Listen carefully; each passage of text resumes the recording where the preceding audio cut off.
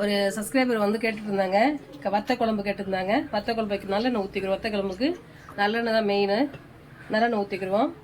நல்லெண்ணெய் ஊற்றின உடனே காஞ்ச உடனே கடுகு வெந்தயம் அது பொரியட்டு.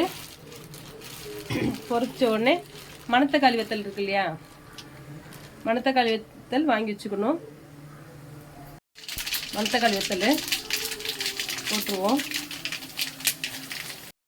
பொரிஞ்சிட்டு அதை பொரிய விடணும். கடுகு பொரிஞ்ச மாதிரி அதையும் பொரிய விட்டுட்டு 4-5 வத்தல் போட்டுக்கோங்க. சின்ன வெங்காயம் வச்சு வச்சுக்கோங்க. அது கூடயே பூண்டு. வெங்காயம் வதங்கினா போதும். வீட்டு மிளகாத்தூள் போட்டுருவோம். நம்ம உங்களுக்கு தேவைக்கேற்ற மாதிரி, நான் நிறைய வெங்காயம் போட்டு செய்யணுன்னா நிறைய வேணும்னுட்டுருக்கு. உங்களுக்கு ஏற்ற மாதிரி போட்டுக்கோங்க. 1/4 கிலோ வெங்காயம் எடுத்துக்கோங்க, இல்லை 100 வெங்காயம் எடுத்துக்கோங்க. 2 பேருக்குன்னா 100 வெங்காயம் 150 வெங்காயம் போதும். மிளகாத்தூள், வீட்டு மிளகாத்தூள். அப்புறம் அது கூட கொஞ்சம் சாம்பார் பொடி இருக்கு இல்லையா, சக்தி சாம்பார் பொடி கொஞ்சம் போட்டுக்கோங்க. டேஸ்ட் கொடுக்கும் நல்லா. நல்லா வேறு எந்த மாதிரி எதுவும் சேர்க்க மாட்டேன் இது வரைக்கும் தான். போட்டுட்டு கொஞ்சம் தீ சிம்மில் வச்சுட்டு மிளகாத்தூள் போடுங்க, அப்போ தான் நல்லாயிருக்கும். அதுக்கு அடுத்து வந்து அதிலே தக்காளியை போட்டுருவோம். வதங்கட்டும்.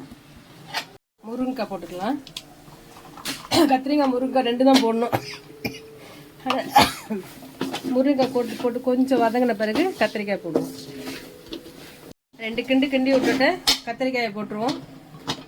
கத்திரிக்காய் போட்ட உடனே புளி தண்ணி ஊற்றிடணுன்னு கத்திரிக்காய் போட்டு கொஞ்சம் ஒரு கிண்டு, சும்மா ஒரு கிண்டிட்டு அதுதான் புளி தண்ணி ஊற்றிடுவோம். வடிகட்டி வச்சுருக்கேன் புளி தண்ணி. ஒரு 2 பெரிய எலுமிச்சம்பழம் சைஸுக்கு, ஒரு எலுமிச்சம்பழம் எடுத்து வச்சு சைஸுக்கு புளி கரைச்சி வச்சுருக்கேன். அதை ஊற்றிடுவோம். தேவையான அளவுக்கு தண்ணி ஊற்றியாச்சு. தண்ணி ஊற்றிட்டால் குழம்புக்கு தேவையான அளவுக்கு உப்பு போட்டுருவோம். உப்பு போட்டுட்டு மூடி விட்டு கொதிக்க விட்டுருவோம். அப்புறம் தேங்காய் அரைச்சி வருவோம். அப்புறம் அதுலேயும் தண்ணி ஊற்றுவோம். அதனால் பார்த்து ஊற்றிக்கோங்க.